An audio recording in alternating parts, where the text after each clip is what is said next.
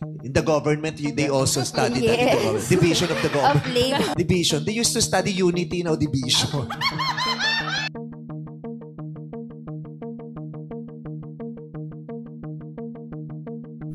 Tila may nakakalokang hirit si Unkaboggable Star Vice Ganda sa nangyayaring iringan ngayon ni na dating Presidente Rodrigo Duterte at ni current President Bongbong Marcos.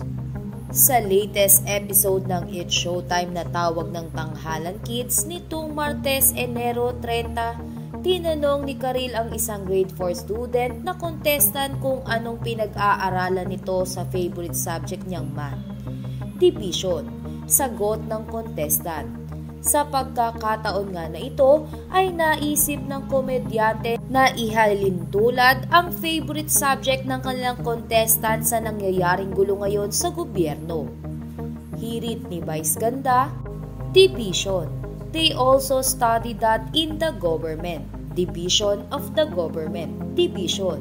They used to study unity. Now division. Grade 1, unity. Grade 2, division. Matatandaan noong linggo, Enero 28, nagsagawa ang pamahalaan ng Bagong Pilipinas, kick-off rally sa Quirino Grandstand. Habang nagsagawa rin ng pamilya Duterte ng prayer rally kontra charter change Chacha sa Davao City.